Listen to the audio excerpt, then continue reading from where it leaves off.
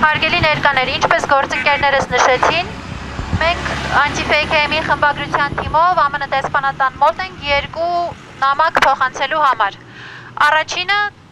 քաղբանտարկյալ Նարեկ Սամսոնյանի կնոջ Լուսինե Առաքելյանի ուղերձն է ԱՄՆ դեսպանին, որը տեսանյութի միջոցով հրապարակվել է մի քանի օր առաջ եւ առ այս պահը որևէ արձագանք չի եղել այդ նամակին։ Երկրորդը Anti-Fake-ի խմբագրության նամակն է, որտեղ մանրամասն նկարագրված են իրադարձությունների հաջորդականությունը, այն բոլոր ապօրինությունները, որոնք տեղի են ունեցել սկսած նոյեմբերի 13-ից։ Կկարդամ միայն Anti-Fake-ի խմբագրության նամակի եզրափակիչ մասը, որտեղ մենք կոչ ենք անում ԱՄՆ դեսպանին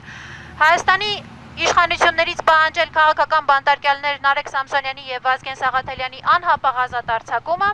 դիվանագիտական եղանակներով բարձրացնել նրանց կալանքի քաղաքական դրդապատճառների հարցը,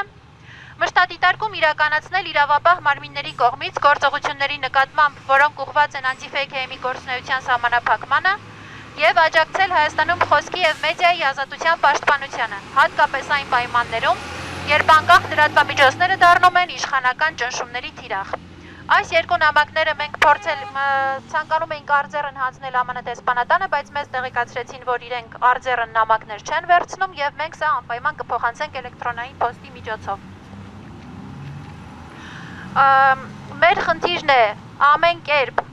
ԱՄՆ դեսպանատանը եւ բոլոր միջազգային կառույցներին, ովքեր որ կարող են շահագրգռված լինել Հայաստանում խոսքի ազատությամբ եւ մարդու իրավունքների պաշտպանությամբ, ազատ մեդիայի գործունեությամբ, տեղեկացված լինեն խնդրի մասին, որպեսզի հետագայում չասեն, մենք տեղյակ չէինք։ Ազատություն բոլոր քաղբանտարկյալներին։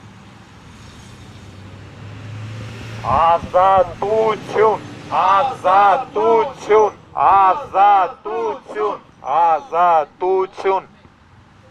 Freedom to all political prisoners in Armenia. Freedom, freedom.